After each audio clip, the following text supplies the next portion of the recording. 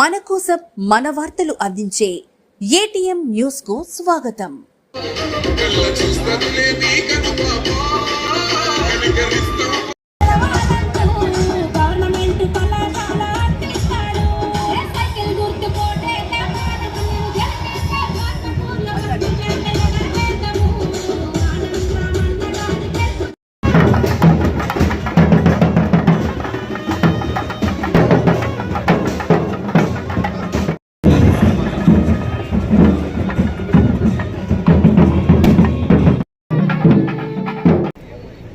₹18 లక్షలతో సిమెంట్ రోడ్లు నిర్మించారు.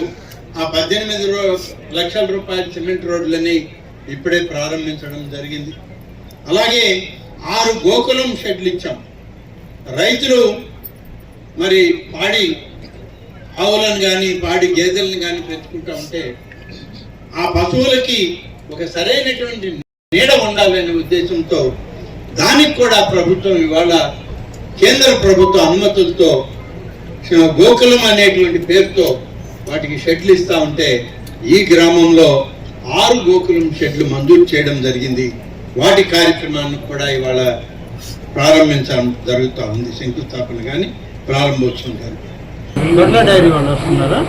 లీటర్లు ఇచ్చామ్మా. ఈరోజు ఒక రోజు లెక్క చూసుకుంటారుగా. మీరు పుస్తకంలో రాసి ఇచ్చారా? ఇచ్చారా? లిప్ ఇచ్చేసారా? ఎన్ని లీటర్లు ఇచ్చావు ఇవాళ? 12. ఈ షెడ్ 7 గేదెలు, ఒక ఆవు ఉంది. దానికి పౌడరు ఎన్ని సెంట్లు ఉండాలి? 2 ఏకర్స్. 2 ఏకర్స్ అంటే వాళ్ళకున్న 2 ఏకర్స్ ప్యాడీ చేసుకొని పోను ఇంకెంత మిగలాలి? ఎన్ని ఎకరాలు ఉంది భూమి మీకు తల్లి? 5 ఎకరాలు. 4 ఎకరాలు. 4 ఎకరాలు ఉంది. దాంట్లో 2 ఎకరాలు ఇది మేతకు పెట్టుకోగలరా? అది వాటర్ ఉంది, 1 ఎకరా వాటర్ అక్కడ పెడతారా? ఆ ఎకరాల్లో గడ్డి వేస్తారా? గడ్డి గింజలు వేసి దాన్ని పెంచుతారా? దానికి ఎట్లా సపోర్ట్ చేయాలో చెప్పాలి. ఇక నేను దేవాదాయ శాఖ మంత్రిగా అయిన తర్వాత 5 లక్షల రూపాయల నిధులతో గంగమ్మ తల్లి దేవస్థానానికి ప్రహరీ గోడ కావాలని మన వాళ్ళు అడిగితే 5 లక్షల రూపాయల నిధులు ఇచ్చాం. కానీ ఇక్కడికి వచ్చిన తర్వాత మా అధికారులు వచ్చారు, గ్రామస్తులు కూడా అందరూ కలిసి అడిగారు. కేవలం 5 లక్షల రూపాయలతో ప్రహరీ నిర్మాణం రావడం లేదు, దానికి మరింత నిధులు కావాలి. అలాగే దానికి ఇంకొంత భజన మందిరం లాగా ముఖమండపం ఇవన్నీ కావాలి. అవన్నీ ఇచ్చినట్లయితే బాగుంటుంది ఈ గ్రామంలో ఆ ఆలయం అని చెప్పిన తర్వాత ఇవాళ 20 లక్షల రూపాయలతో ఆ యొక్క శ్రీవాణి భజన మందిరాన్ని ఈ గ్రామానికి మంజూరు చేస్తున్నాం. ఈ రాష్ట్రంలో అతి పవిత్రమైన మనందరికీ నిత్యం పూజించేటువంటి దేవదేవుడైనటువంటి తిరుమల శ్రీ వెంకటేశ్వర స్వామి. ఈ వెంకటేశ్వర స్వామి యొక్క ప్రసాదం గత ప్రభుత్వంలో కల్తీ జరిగిందనేది వచ్చింది. అది కల్తీ జరిగింది వాస్తవం. ఇవాళ నేను ఆ వివరాల్లో పోను, చాలా చెప్పాను నేను. అయితే అప్పుడు ఉన్నటువంటి వాళ్ళు ఏదో పొరపాటు జరిగిందనో, తెలియక జరిగిందనో, తెలియకుంటే చేసిన వాళ్ళని శిక్షించాలనో ఒక మాట చెప్పుకుంటే అంతటితో అది సమస్య పోయేది. ఆ విధంగా కాకుండా 2020లో ఏ ప్రభుత్వం ఉంది ఈ రాష్ట్రంలో? 2019 నుంచి 2024 వరకు అధికారం చెలాయించింది వైసీపీ ప్రభుత్వం.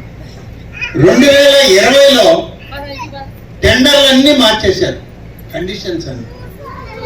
ఈ మార్చిన తర్వాత 2022లో ఒక ల్యాబ్ పరీక్ష వస్తే 2022లో దీనిలో కల్తీ ఉంది అని చెప్పి ల్యాబ్ రిపోర్ట్ ఇచ్చారు. మనం ఎట్లయితే బ్లడ్ టెస్ట్కి పోతామో అటువంటి నివేదిక వస్తే దీంట్లో కల్తీ ఉంది అని అంటే దాన్ని తొక్కిపెట్టి 2022 నుంచి 2024 వరకు ఒక్క శాంపుల్ కూడా ల్యాబ్కి పంపకుండా కొనుగోలు చేసి 20 లక్షల స్వామివారి లడ్డూలు తయారు చేశారు. 59 లక్షల కేజీల నెయ్యి కొన్నారు. 235 కోట్ల రూపాయలు ఖర్చు పెట్టారు.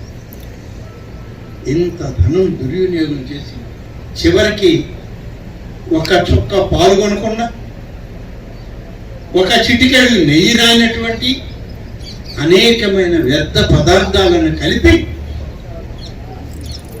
నెయ్యి లాంటి ఒక మిశ్రమాన్ని తయారు చేసి పంపిణీ చేయడం జరిగింది. ఇది సుప్రీంకోర్టు నివేదికలో వచ్చిన సాక్ష్యం. నేను చెప్పేది కాదు, చంద్రబాబు నాయుడు చెప్పింది కాదు, ఇవాళ ఉన్నటువంటి మా అధ్యక్షుడు బిఆర్ నాయుడు గారు చెప్పేది కాదు. సుప్రీంకోర్టు ఇచ్చినటువంటి నివేదిక ఈ విధంగా ఉంది.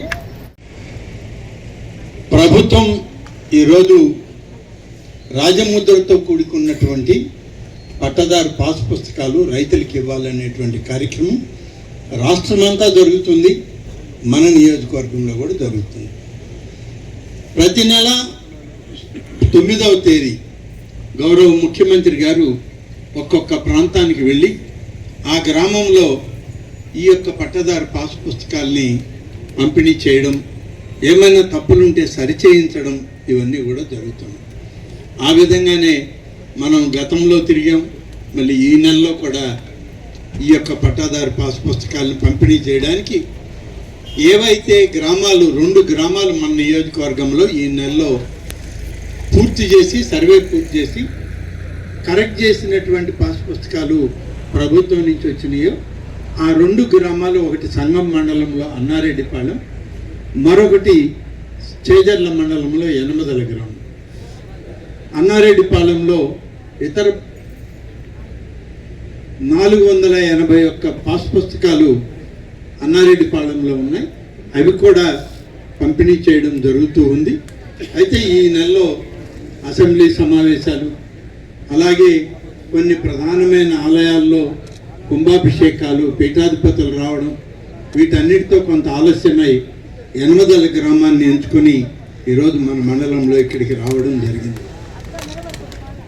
ఈ సందర్భంలో మన మండల పరిషత్ అధ్యక్షులు విజయ్ భాస్కర్ రెడ్డి గారు, గ్రామ సర్పంచ్ సుందరరామరెడ్డి గారు, సోమశిల ప్రాజెక్ట్ చైర్మన్ కేశవ్ చౌదరి గారు, జిల్లా పార్టీ ఉపాధ్యక్షురాలు రేవతి గారు, మాజీ మండలాధ్యక్షులు పెద్దల శ్రీనివాసులు నాయుడు గారు, పెద్దల పెంచల్రెడ్డి గారు, ఏపీఐఏసీ డైరెక్టర్ కంచెర్ల మాధవి గారు, చేదర్ల మండలం టీడీపీ అధ్యక్షులు సిరాజుద్దీన్ గారు, అలాగే జిల్లా తెలుగుదేశం పార్టీ ట్రెజరర్ అయినటువంటి రవీందర్ రెడ్డి గారు, సోదరులు గిరినాయుడు గారు, అలాగే ఇక్కడ యనమదల గ్రామానికి వచ్చిన సందర్భంలో తెలుగుదేశం పార్టీ నాయకులు వెంకటనారాయణ రెడ్డి గారు, రామూర్తి నాయుడు గారు, మస్తానయ్య గారు, తిరుపతి రెడ్డి గారు, యనమదల టీడీపీ నాయకులు, అలాగే గ్రామస్తులు, అన్ని పార్టీల నుంచి